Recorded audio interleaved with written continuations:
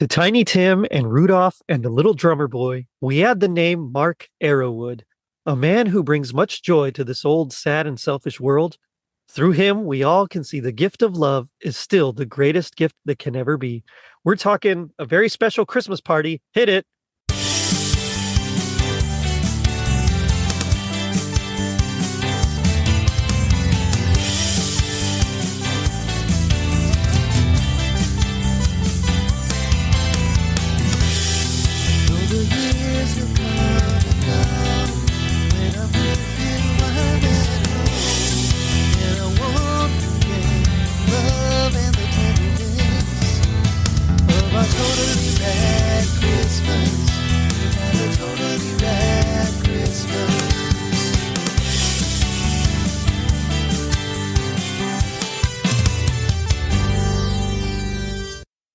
It was 1988. The traveling Wilburys handled with care. The first extrasolar planet was discovered, and Arnold Schwarzenegger and the Kennedys and Shrivers hosted a Christmas party with special Olympians and some celebrities. I'm your host, Jerry D, with another episode of Totally Rad Christmas, the podcast that talks all things Christmas in the 80s. Toys, movies, specials, music, and fads. If it was gnarly during Christmas in the 80s, we got it covered. Now, joining me are two Totally Rad Christmas All-Stars and Ratty winners from Sounds of Christmas. It's Ken Kessler. Ken, what's going on? I don't even know. I'm still sort of processing this special. I understand. I definitely understand that. It's a big mishmash of I don't know what, but but you know what? We got Schwarzenegger and DeVito in it, and they're not twins, so it is all right. My second guest is from Holly Jolly Xmasu. It's Scott Leopold. Scott, how are you? Hey Jerry, I'm doing well. I took me a few tries to get through this, but yeah, I feel so bad because I wanted to like it. I really wanted to like it. I love the album. You know, we all talked about the album and how great it was, and then to hear that, oh, there's a special where they're mostly just kind of talking with some special Olympians and things like that. And the special Olympians, the athletes, they're like the best part of it. I think it's some of the others that are just the actors that are like, yikes. So we'll get into it. But, just like Carol Kane did to Bill Murray and Scrooged, I want you to hit me with the toaster. So I'm going to ask you a question and just hit me with the first thing that comes to your mind. Okay. You don't have to think too hard about it. So, if you were in charge of making a very special Christmas album, what 80s bands or singers would you have included besides those already on the album? Spandau Ballet. Oh, nice. I would have liked to have heard a song. Duran. That, again, those are, especially Duran, but both of those are like good, solid choices. Well, and Tony Hadley, he had his Christmas album a few years ago, so... good album, and in their prime, it would have been that much better. Yeah. Well, and I guess Duran were on "Do They Know It's Christmas?" So I guess they kind of have a Christmas song. That would have been cool, though. All right, what other Christmas carols would you have liked to include in this special? So we heard a few, but which other ones would you have liked to have heard? White Christmas. I mean, they were in Cape Cod. So there's a good chance they would have had a White Christmas. Yeah, true. I'll go with Christmas and Hollis. But only if Arnold's rapping it, right? All right, that's good. I'd be all for that. Yeah. And finally, which other 80s celebrities and or athletes would you have liked to see in this special? Anyone other than Mike Tyson. Agreed. Not that I didn't love Mike back then, but he was something. That's right. Do you know what network this was on? Do you remember? I do. This was on ABC. ABC. Late Bounty 80s then. ABC. Yeah. Oh, I can't think of anything that was on ABC in the late 80s. I don't know. How about Don Johnson? Okay. Or actually, the late 80s, it wasn't on ABC, but Moonlighting was huge. Bruce Willis. Yeah. Bruce Willis would have been cool. I would have also liked to have seen Joe Montana. I know he's not like a good actor. I remember when he hosted Saturday Night Live, but I think he would have been a little more into it than Mike Tyson. So. But I did love Mike Tyson in this. It maybe not for the reasons that he wanted us to. Well, that's just a way for our listeners to get to know you guys a little bit better. So thank you for that. So tonight we're here to talk a very special Christmas party. He's making a list. He's checking it twice. He's gonna find out who's naughty and nice. Santa Claus is coming to town. Santa Claus is coming to town.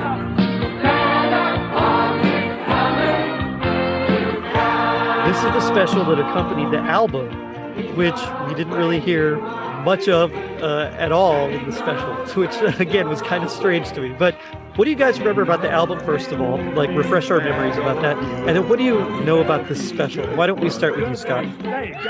The album was fantastic. I mean, it was huge when it came out. It had a massive impact on, what sort of Christmas music was coming out. And I mean, if you were younger in the 80s, you couldn't get enough of that album. Just about every song on it is a classic now. As for the special, until I started watching it the other day, if I watched it at the time, I do not remember a thing about it. I feel that. Yeah, I didn't even know this existed. And I looked it up. This aired 3 days before Christmas. Mm-hmm. So it's no surprise that I missed it. 3 days before Christmas, 1988. So I didn't even know. And it's not like there was anything on it that would have been a big draw if I had known it was going to be on. And I would have been, oh my gosh, I got to see Mike Tyson and Danny DeVito and... Right? Well, and three days before Christmas, three days before Christmas in '88, we're probably watching "It's a Wonderful Life" for the 97th time. Probably, yeah, that's probably true. That's very true. Yeah, I'm actually right there with you guys. The album, fantastic. We talked about it before. You can go check out that episode back in the archives. But this special, when I was doing research for the album, I discovered this special, but I couldn't find a full copy of it. I could only find those like a little short 7-minute clip that I was able to find. So sometime between then and now, someone uploaded the full thing, or it got picked up by the Wayback Machine or something, but it's now on archive.org, which is a great resource, and you can find it on there. But it's only 40 minutes and 22 seconds long, which tells me that there's a bit of it that's cut out, especially because in the credits, one of the credits is an original song called A Very Cape Cod Christmas, and we don't hear that at all in the special. So I would like to hear that. I wondered if it was released. I don't know if it was released. Anything. Wasn't that the one that it was said it was by the other Ray Charles? That's the one that, yes, exactly, by the other Ray Charles. I don't know who the other Ray Charles is. I mean, I'm sure if that was your name, other than changing your name, you probably, and if you're in music, oh my gosh. Yeah. Well, and I'm guessing it wasn't the Ray Charles singers, so right. This would be the other Ray Charles. Yeah. That's right. That's right. That's right. So yeah, I knew of it. I'd never seen it except for that little short clip. And seeing this, which I believe is most of the special, except for maybe the intro, this was something. That's what I'll say. I don't know how to say it without being any meaner. So, and again, it's not the athletes' faults at all. They come across smelling like roses. I think it's more of just all the other characters. the overall awkwardness of it, and that it didn't seem to have. I mean, I know it was supposed to be a Christmas party, but it didn't seem to have any sort of flow from one thing to the next. There's everybody on the stairs singing with Mike Tyson. There's everybody with Arnold by the tree. There's Randy Travis suddenly singing a song. He's not in any of the other things. I mean, this didn't look like a giant house, but most of these people didn't run into each other. So it was a little hard to follow. And throughout the whole thing, I mean, I know we didn't get the first 5-10 minutes. So there was no real setup, if there was a setup. But for the rest of it, they didn't ever reintroduce why they're all at this house at Christmas for this party, what it's about. There was no scrolling across the bottom of the screen if you would like to donate or anything like that. So I really felt like I'm missing something. I don't get it. Well, and by any chance, was it directed by the same guy who directed Scrooge's Rockin' Christmas? It was directed by Gary Smith, but it did feel like that, didn't it? Yeah, this really was like a whole thing. So you guys mentioned it. It did air December 22nd, 1988 on ABC. Thursday, join Danny DeVito, Arnold Schwarzenegger, Mike Tyson, and Barbara Mandrell. Special Olympians get a very special Christmas party. I don't remember seeing it at all. At first, I was trying to figure what else would I have been watching, but all the things that I would have watched, like Charlie Brown, The Grinch, Rudolph, all that stuff, usually aired in early December or even late November. So they would have been long gone by this time. Although occasionally there were like some replays, but I don't know. I think at this point, I'm surprised it wasn't really, really hyped, and maybe it was, and we just missed it. But yeah. And then why was it? The one thing I did make me wonder was, why was it made? Because the album was to raise awareness and funds for the Special Olympics, right? People would buy the album, the proceeds would go to the Special Olympics. Right. What was the purpose of this? And didn't the album come out the year before? Didn't the album come 87. out? 87. Right. And it feels like they could have cranked this out in 87 as well. The fact that it took them a year to do it. And none of the artists that were on that album were part of the special. Unless you count Sting's recording. But yeah, you're right. None of those guys. So no Sting, no Madonna, no Run DMC. I mean, it was a different collection of musicians. Well, and I think Marie and Arnold were always big backers of the Special Olympics. So right. I'm sure that had something to do with it. But as far as who it benefited, it's kind of vague. Right. I assume that it was, again, to just like raise awareness of it, and maybe, hey, now go out and buy the album. But that's very odd that they wouldn't include artists from the album, or if they were going to use just, music from the album, that they only used Sting's instead of anyone else's. Well, and that was the only mention of the album. And that was the only mention. You're right. Yeah. So, again, it's like, why was this special made? So I don't know, but it's something. I think we have to just dive into it, because I don't know. I don't know what else to talk about, honestly, because there's also not a lot of information about it. So you go on IMDb, there's barely anything. If you try Wikipedia, it doesn't even register. So, I tried searching and doing some research, and I barely found, I found just very minimal scraps of information. So I think let's just see where this thing takes us. And like you said, it starts off with Mike Tyson and these Special Olympians, these athletes singing Santa Claus is Coming to Town. And they're on the steps, and we pan, and we get to see some of the other characters. DeVito Schwarzenegger is there singing with some kids, and he's in the chair, and they're kind of around him. Randy Travis also. Yeah, it's fun. When I first started looking into this before we watched it, and I saw that Mike Tyson leads a sing-along of Santa Claus is Coming to Town, I was like, Yes. Oh, I can't wait. I cannot wait. But really, you couldn't pick him out with everybody singing all at once. Right. I mean, there might have it's all been gang vocals. a word here or there that you went, oh, there he is, but not enough to... I bet that was included on that album from Remote I was going to Control. say. We were thinking the same thing. Yeah. Oh man. Yeah. Go listen to for those of you confused, go listen to our Remote Control episode, and you'll find out what we're talking about. So it cuts to Arnold. He's sitting in the chair. There's one of the Olympians is next to him, and I think one's even sitting on his lap, and some of the other athletes are there next to him, and they talk about how they all chipped in to get him a present. He's excited. He's like, "Oh, what is it?" And it's Singing lessons. Singing lessons. Best line in the entire show.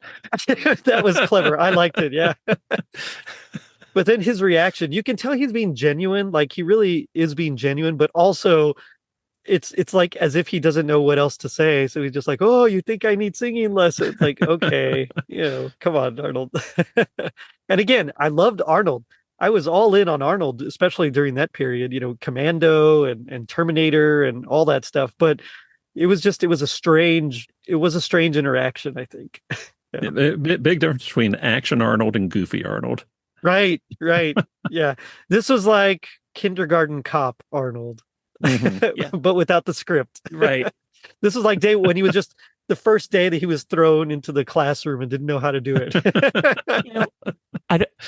Was Twins out yet? So I was wondering that too, because they mentioned them talking like they had worked together on something. So I think, but I don't remember exactly what year it came out. It was either 88 or 89. Because if it wasn't up to this point, we really hadn't seen Arnold in anything goofy. Right. Yet, unless you That's go back true. to the villain in the 70s, which hardly anybody has seen. And Yeah. he was a string bean, then you wouldn't have you would barely have recognized him. And he wasn't really goofy in that.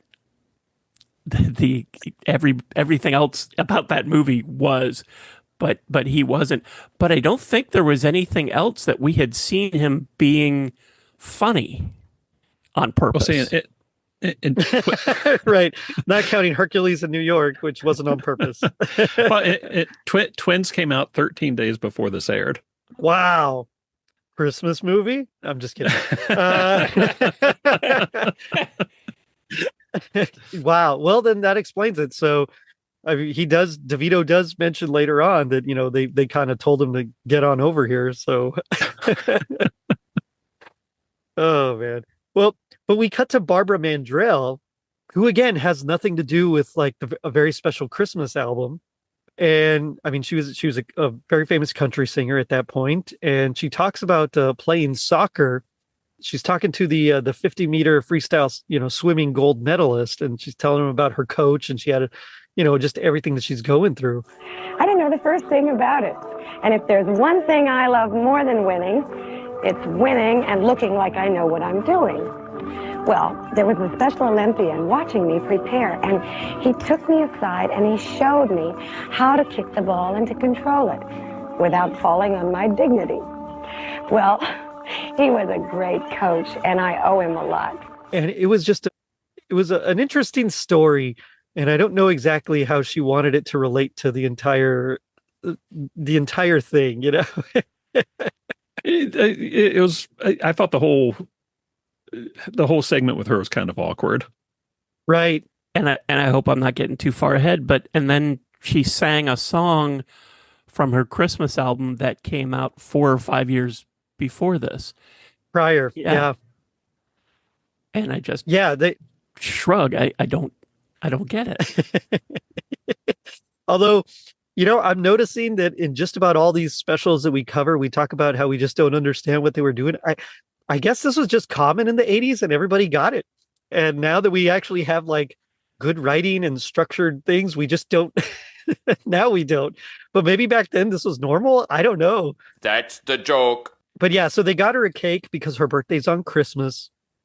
And she said she would put her presents on her birthday presents on the TV, but her Christmas presents under the tree to make sure that she was able to celebrate both, which I kind of understand. It's always that thing of, well, it's for your birthday and Christmas. And you just feel bad for those December kids. Yeah. But then she sings One Night a Year. You're right. Everybody knew that I would put my birthday presents on a television set in a pile and my Christmas presents under the tree. So they couldn't get away with just one gift. But it is definitely my favorite time of the year. Once again, the windows shine with pretty lights. Once again, our loved ones gather at our. So that's like that segment. Then we get Danny DeVito, who's stringing popcorn, making popcorn garland, and is he on a step stool or like a ladder or something like that? A step ladder, I think. Yeah, right by the tree. He talks about that Arnold and Mike Tyson called him to come be a part of the special, and so he hopped on. I like this. So I caught the first reindeer out here from Los Angeles, and I'm very happy to be here, I might add. To head on over. Well, you got to make it Christmassy. Yes. So yeah, and then it just cuts to Arnold and some of the the athletes, his friends, just jogging on the beach, talking about how Danny DeVito is going to work out with him. I thought Danny would have joined us by now. I wonder what's keeping him. Maybe he doesn't like the cold. The weather is great. Gets the heart pumping and the blood flowing. Maybe he doesn't like to work out. Who, Danny? He loves to work out. When we were making our last move, he couldn't wait to finish shooting, so he could go off and exercise. Did you ever see him exercise? No, he used to go off and do it. And he just went off and never did it. Who, Danny? He had to be doing it. You don't go and look like this unless you're doing something. Oh, and Danny always worked out on set, just, away from Arnold so you couldn't see him. That's right. That was the running gag. That he loved working out. I never saw him working out. Yeah, they're actually like arguing about whether or not he really did work out. So they're like, well, let's go run to the gym. And you can tell it's like a wintry, it's not like just beach. It looks a little cold, like maybe there's a little frost on the sand. And so they're running on the beach. It's like, all right, let's run to the gym. And DeVito's there on, what is that, like an elliptical device or? Yeah, I couldn't quite tell exactly what it was. It was almost like exercise bike, but it had like elliptical. The bike with the hand things. Right. Right. You can tell how much we all work out, but no, until I watched it, I hadn't seen one of those at the gym in years. So yeah, they're super old. Mm-hmm. Way back, and but he's singing Jingle Bells while he's working out. On a one-horse sleigh, o'er the fields we go, laughing all the way. The bells on bobtail ring, making spirit bright. Hello, fun, laughing. Oh yes, sure. Yeah, where you been? It's about time. What'd you do? Take the scenic route? How did you get here so fast? Well, Arnold, I was so enthusiastic about working out, I slept here last night. Oh, yeah. You're trying to be funny. Okay, let's warm up right away. No, wait, before breakfast? And Arnold's like, hey, what happened? How'd you get her so fast? You were supposed to come running with us. And like DeVito hops off and he's like, I wonder if that was in his contract. Like, hey, I'm only exercising a little bit. Don't make me do more than that. But yeah, so Arnold starts training with the athletes. There's one that is he holds the record for bench press. It's like 350 pounds. He also holds a record for deadlifts, which was like 400 pounds. And that was really impressive. So I guess they met on his ranch, or he invited Arnold to come out to like his farm where he does stuff like that. It's a little hard to follow. Yeah. Yeah, exactly. So I guess that's how they met. I don't know. I lift 400 pounds. You really see a deadlift. You should tell him this. I can tell you the story. What? This is how we actually met. He invited me to come down to the farm. I went down there. We trained every day for 4 days. He really took care of me. Showed me how he's welding, how he's fixing his tractor at home, horse stick riding, how he takes care of the family farm. He went every day to the gym, worked out. He improved a lot, broke another record. I'm really proud of him, John. That's really great, huh? It's great, man. But that's that segment. This is really just like a lot of little vignettes that are then just scrapped together at the end, where they're all at dinner. And that's kind of how it's supposed to tie together, I guess. So next we get Randy Travis, who, whenever he thinks of Christmas, thinks of food because he was brought up on a turkey farm. And it made me want to ask you guys, did you guys usually have turkey or ham, or was it something else at Christmas? Usually turkey. Growing up, it probably would have been something else.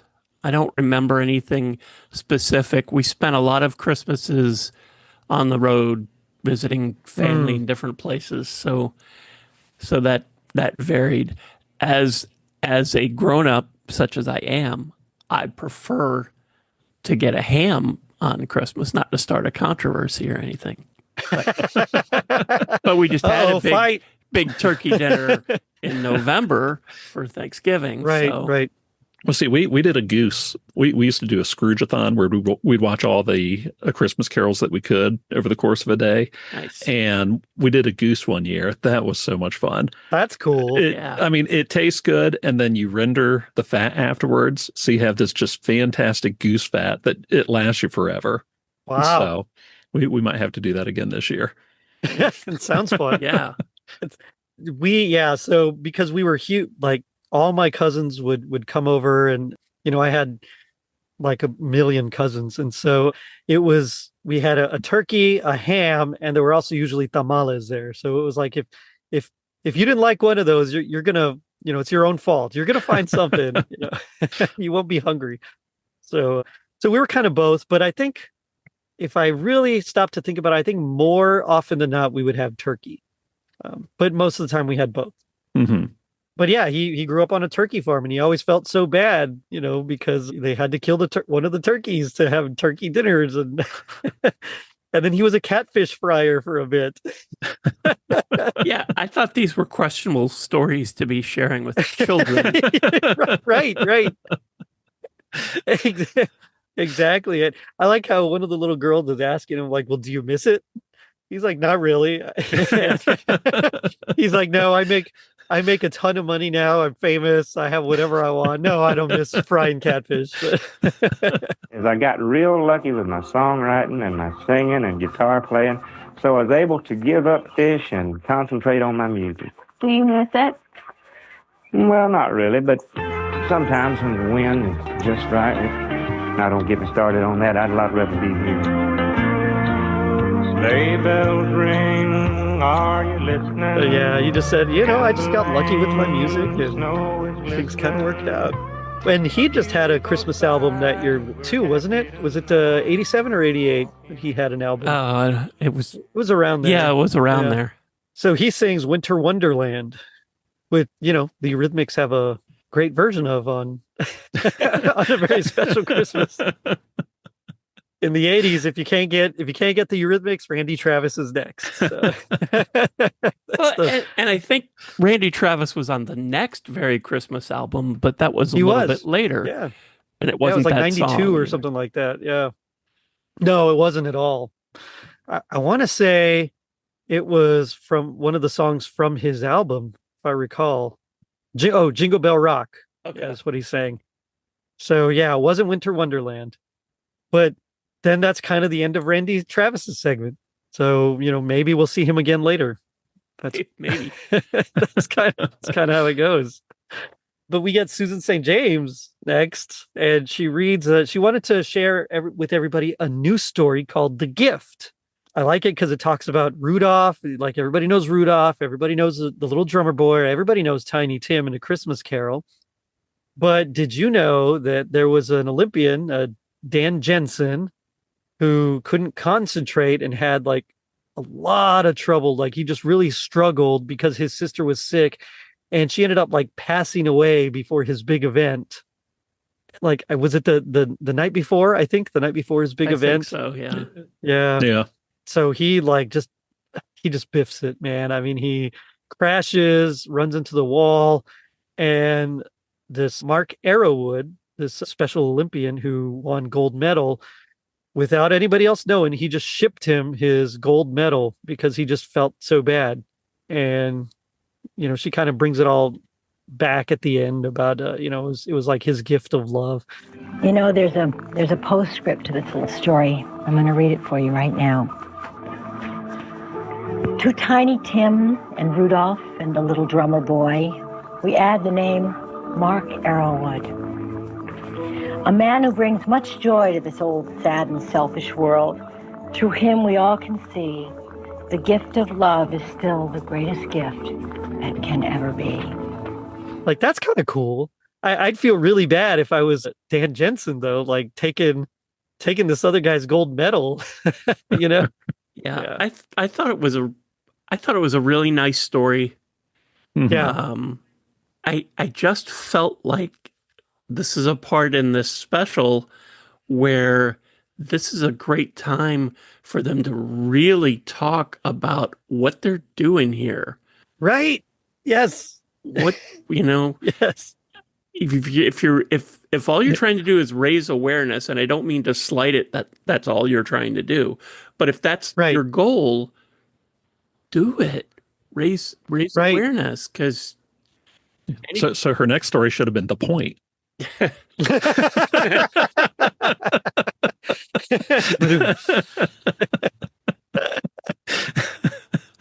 Honestly, because I mean they really could have raised some money with that. Mm-hmm. Oh, it's a fantastic story. This this gold medalist, in the Special Olympics sees, and he knows because he knows like how hard you have to work and everything, and sees this guy, and he even mentions how he just looks so sad and he just couldn't take it, that he had to ship him his medal and send him his medal. Like, it's a fantastic story, and it really is tied to Christmas. I mean, you could really tie it to Christmas, but also like that's perfect time to bring up, and now you have that 1-800 number. Exactly. You can help raise, donate to the Special Olympics and make it happen. So it didn't really have, it wasn't as pointed, I should say, as they wanted it to be. Yeah. But he was there talking to her, so I thought that was really cool. Then they cut to like pictures. They actually cut to footage of Dan as they're talking, and you can see him like just misstep and slide across the ice, and you see the tears in his eyes. And then they show pictures of like Mark and Dan embracing, and he has the medal, giving him the medal, and like that was kind of cool. Yeah, that's a very Christmassy kind of moment. So at least they got that part. Looking at you, Scrooge. If only they had that kind of writing on Scrooge's Rock and Roll Christmas. But the next one is Mike Tyson. And he's talking to an athlete, and he's saying how the best, a good defense can beat a good offense. Danny DeVito's walking down the stairs, and he starts questioning Mike Tyson about, hey, well, I don't know if that's true. I've seen you pounding these dudes before. Like, your offense is really good. And then Mike Tyson like just chastises him a little bit, like, well, that's what happens when you enter like mid conversation. You get beat up like a fool or something.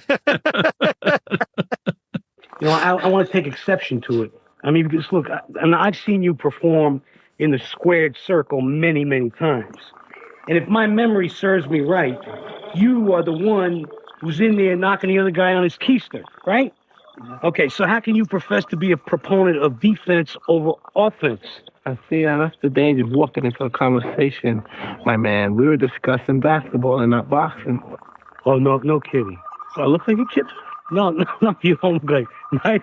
You don't look like a kid. But what do you know about basketball? More than I know about kidding. I used to coach a team in New York for the Special Olympics. Is that right? No kidding. Yeah. He really did. He was good. Yeah? Teamwork was the key. I let the team do their work, and I worried more about their game than just of my own fight. But they never let me down.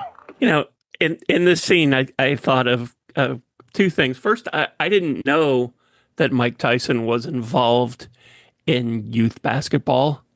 I didn't either. No. That he was coaching kids in New York. I thought that was really cool. That was good to know. Changed a little bit of the way I view him.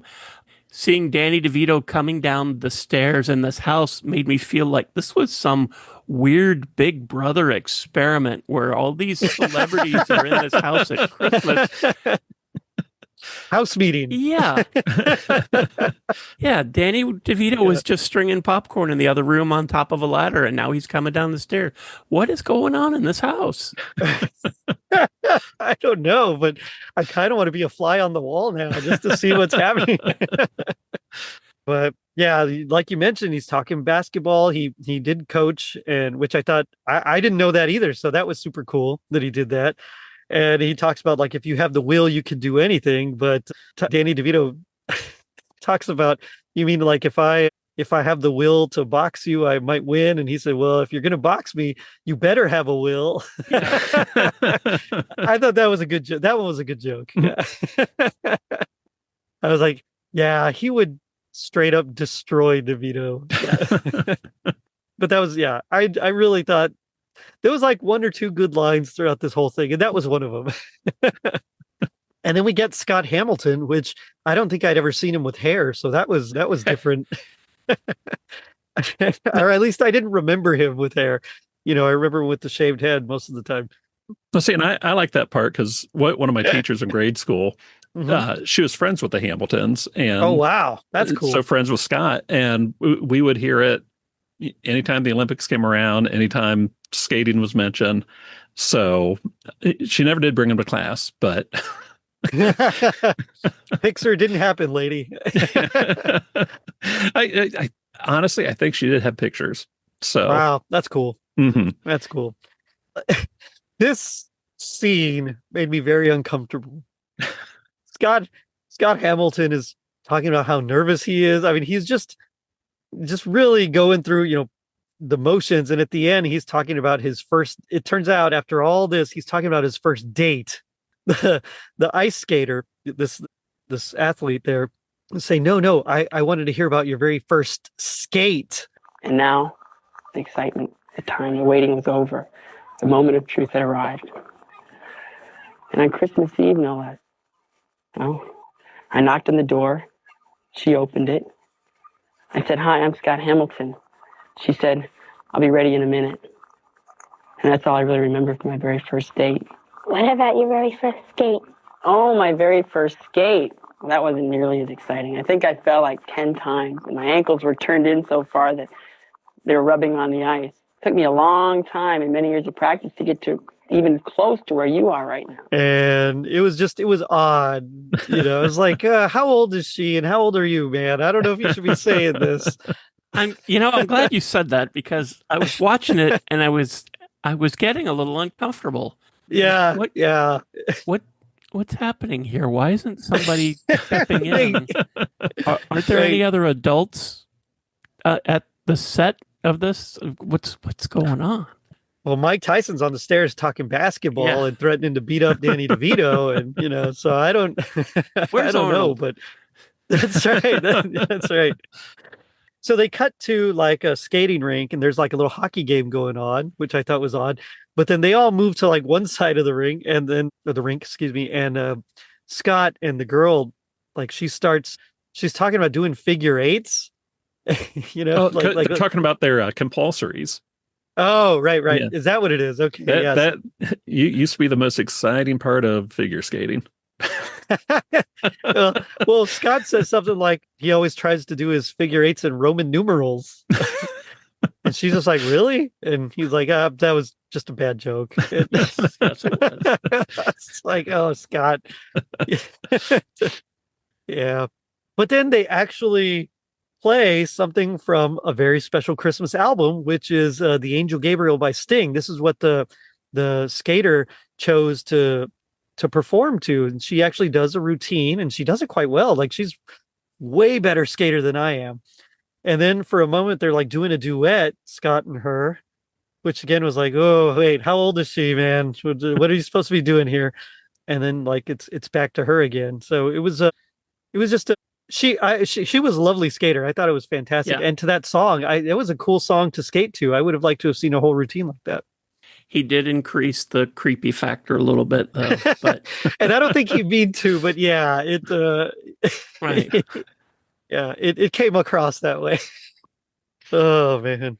But then we cut to another one of the Olympians he's by a Christmas tree in the background. And I do have to say that the house was decorated not lavishly for Christmas, but there was enough Christmas elements, like wreaths and garlands and trees and things like that, I did get the Christmas feels from it. So I was excited about that. But he's talking about the very first Christmas, the nativity and the birth of Christ. And, he talks about all that as long as you offer what you're doing, give simply and with love, that it's like the greatest gift out there. I think of all the hope that came into the world with the birth of Christ child. And that reminds me of how much we all have to offer to the human race. If we happen to be physically or mentally challenged, our gift like that of the little drummer boy is even more precious because it is given simply with love.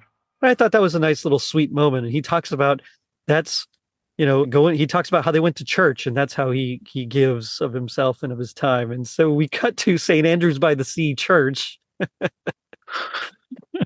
And this is another section that I was like, what is going on here? Yeah. Because it's not Christmas. I mean, it's December 22nd. So I don't know if they're trying to imply that it was Christmas Eve or not, because it's almost like a Christmas, mass in the night, but also not, because there's a gospel choir there and JFK Jr. is reading a poem. So yeah, it's definitely. Did they refer to him as a great new recording artist or great new group?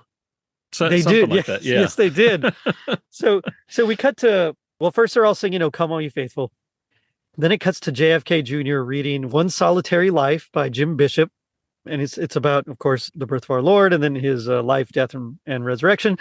But then he cuts to, I think they called them New Voices of Freedom. I think that's what I heard. It was New Voices. Like I don't remember the New Voices of Freedom. I thought it was New Voices of New York.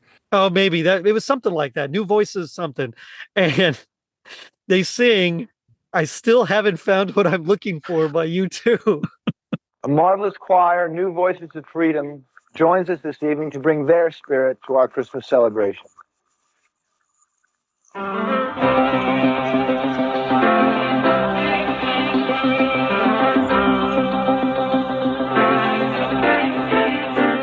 have climbed the highest mountain, and I have run.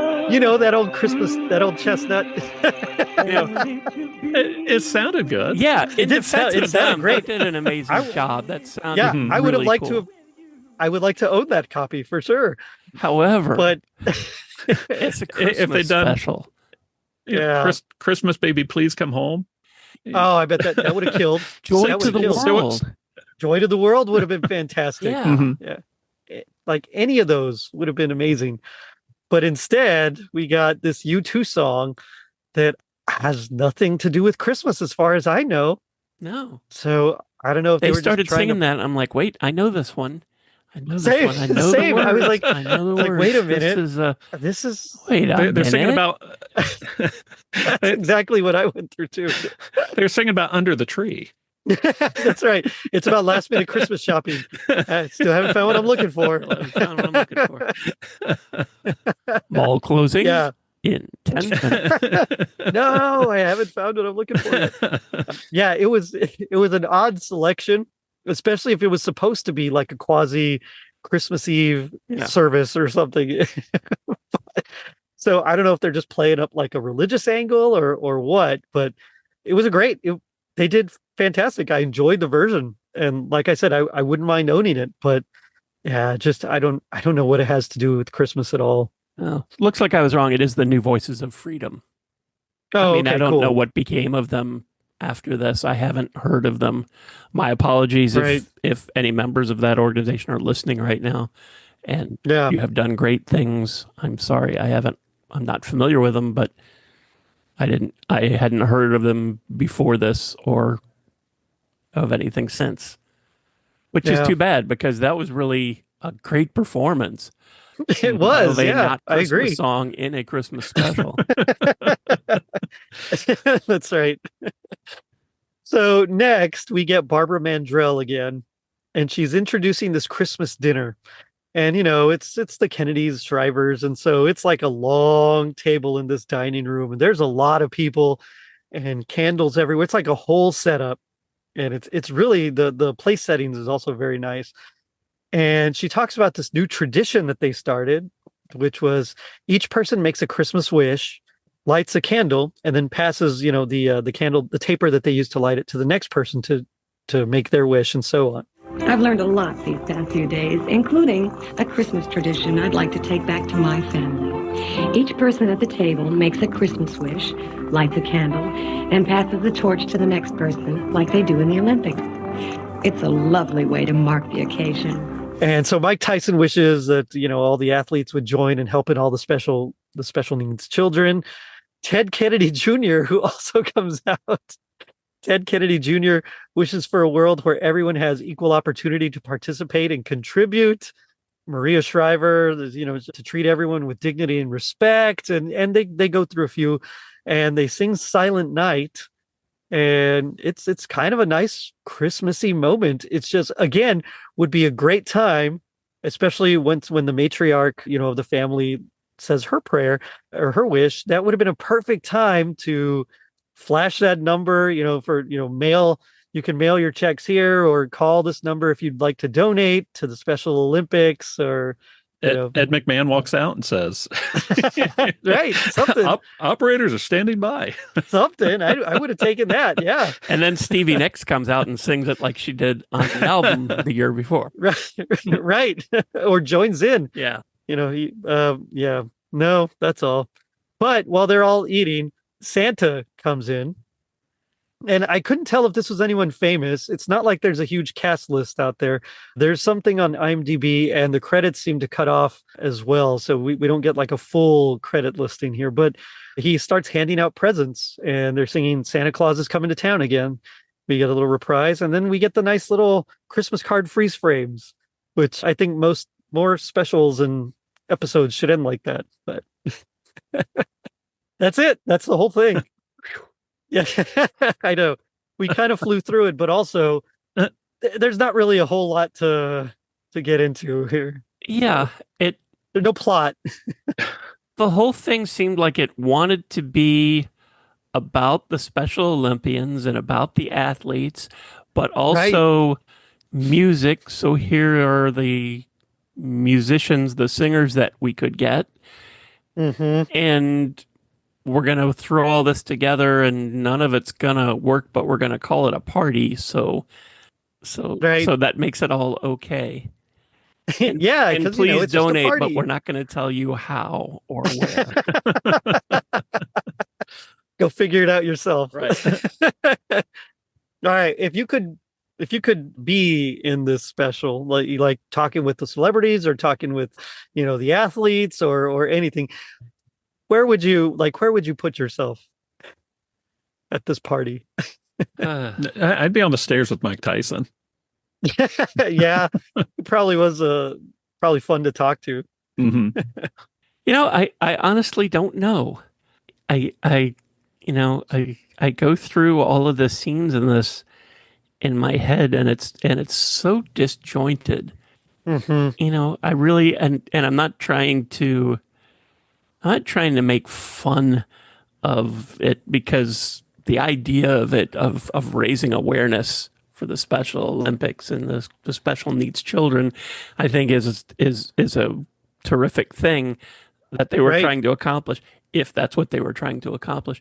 But Live Aid happened a few years before this, and they flashed that number and scrolled it across the bottom, and that came together in a flash. And but they were still able to pull that off.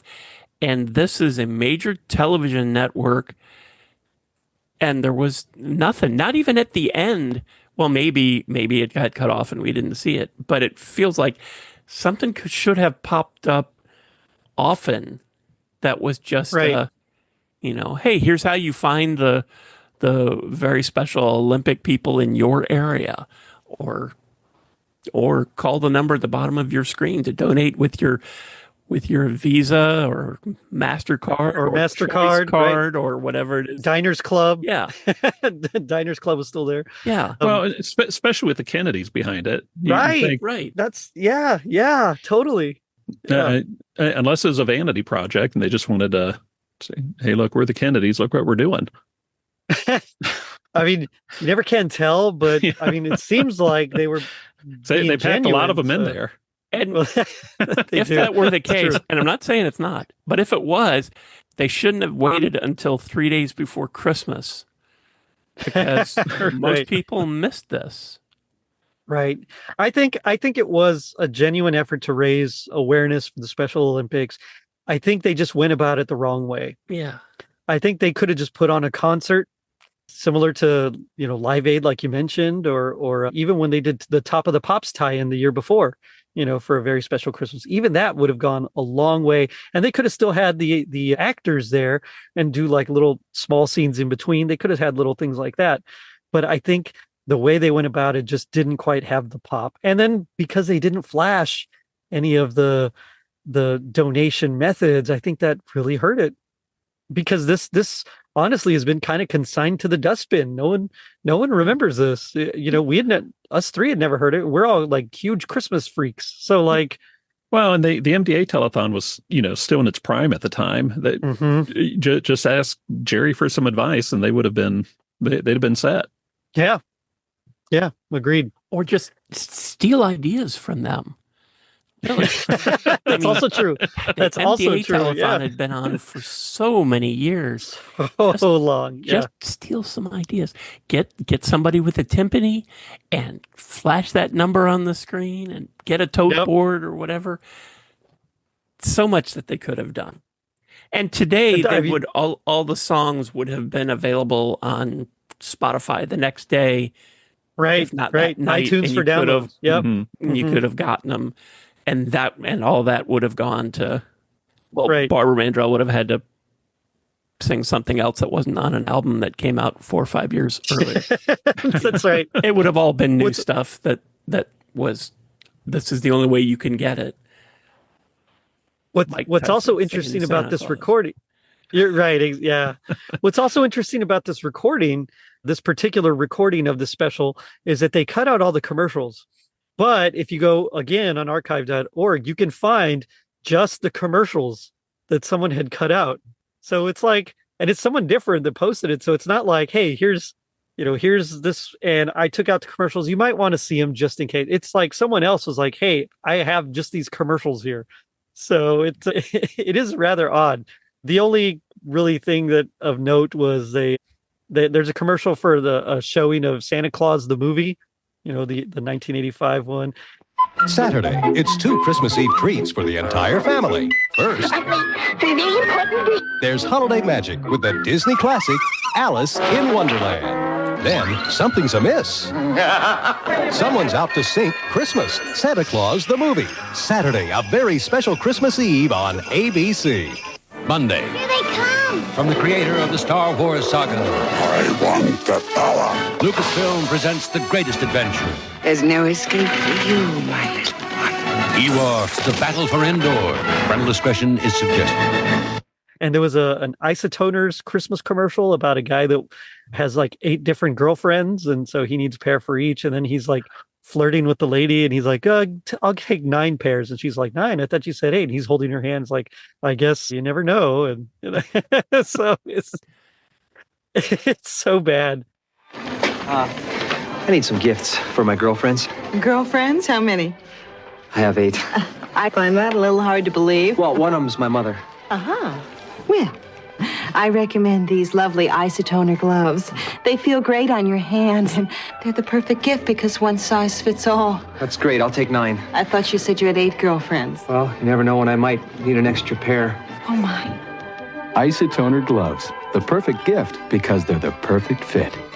One of the things I noticed in looking at some of those commercials is that this was so late in the season that they're showing ads for the TV shows Growing Pains and Perfect Strangers and whatever else was on, and none of those were Christmas episodes. So we're so late into the season that we're not even rerunning the Christmas episodes. This is something from earlier in the season. Right. So it really missed on so many levels. Oh, goodness. Missed opportunity. Although I did like the commercial for the Ewoks Battle of Endor made-for-TV movie. That was funny. What would you guys say? Because none of us had ever seen this, so we have no memories. What would you say is your happiest like moment of the special? The kid who said that the present for Arnold was singing lessons. That was good. Yeah. For me, it was Scott Hamilton, just because of the history with my teacher. So yeah, makes sense. I gotta say, I really, of course, the one I want to say most is the kid talking about the nativity. But really, I think it's the part that made me laugh the most and just I had the most fun with was when Mike Tyson was talking about how, if Danny DeVito fights him, he's going to need a will and have all his preparations made. I was like, you know what? I'd like to see that. That'd be fun. See what happens. You'd have to watch fast. I know. Yeah. It's going to last just 30 seconds. But now we come to my favorite part of the show, which is a little segment I call Gag Me with the Spoon, where we do our best impression of our least favorite part of this special.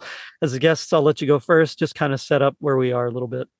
Okay. Well, when they're going around the table talking about their Christmas wishes and lighting the candle, Mike Tyson saying, "Although it may sound funny coming from me, I wish you a gentle, peaceful, and a happy Christmas to everyone."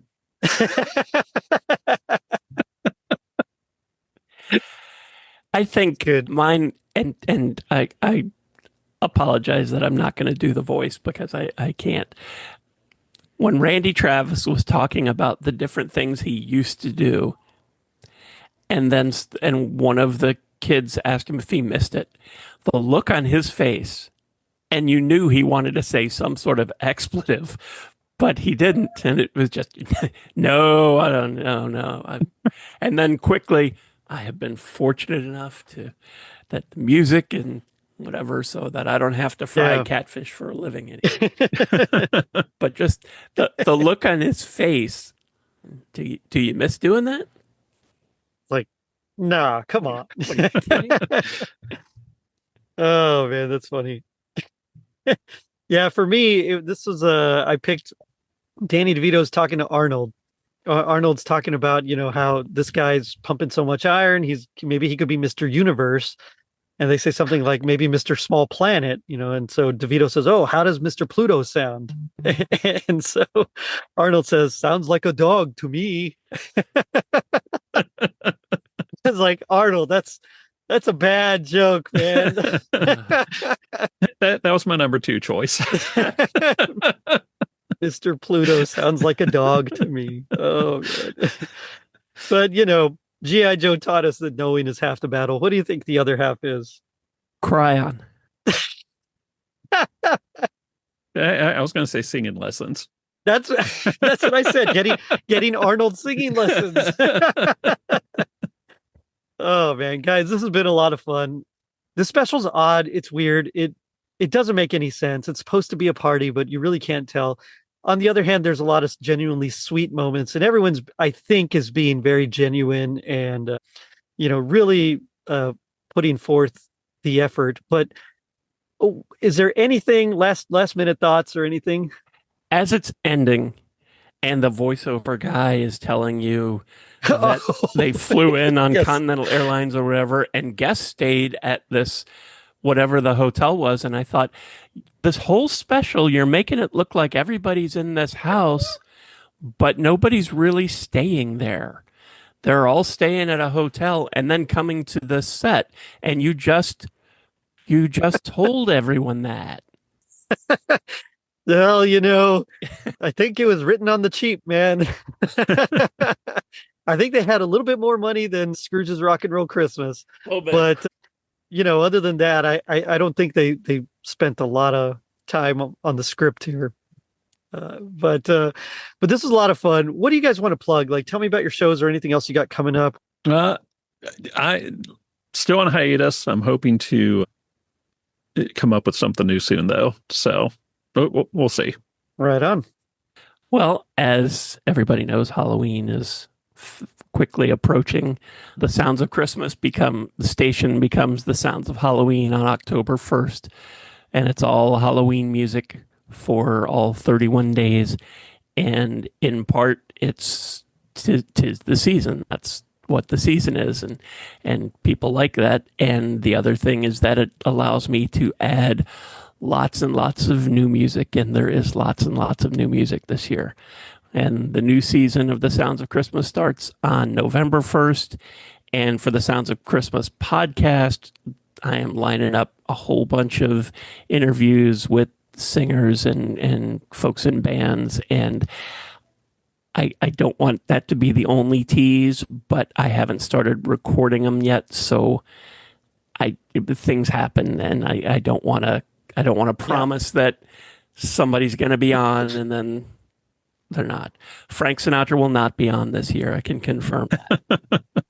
Well, I'm pretty sure.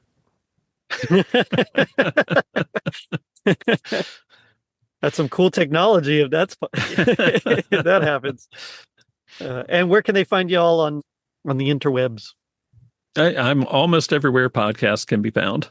I am too. Soundsofchristmas.com is the hub. All my podcasts are there. The station's there. There's links to everywhere else. You can find me on as SOC Music on social media, Facebook, Instagram, Threads, Blue Sky, YouTube, all the familiar suspects. Cool. Well, thanks again. This was fun. The conversation was fun. Watching the special was not as fun, but there is an earnestness about it that makes it okay. So, but yeah, it's always great talking with you guys, especially about things that don't make any sense from the 80s.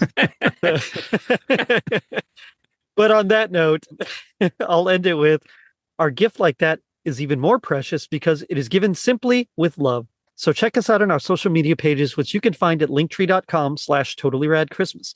And if you're feeling like Arnold singing with a bunch of special Olympians, leave us a review on iTunes. It helps us reach more people and spread some rad holiday cheer. Now, don't forget to check out our merch shop on tpublic.com and our super dope website, totallyradchristmas.com. I wish you a gentle, peaceful, and happy Christmas to everyone. Later, dudes.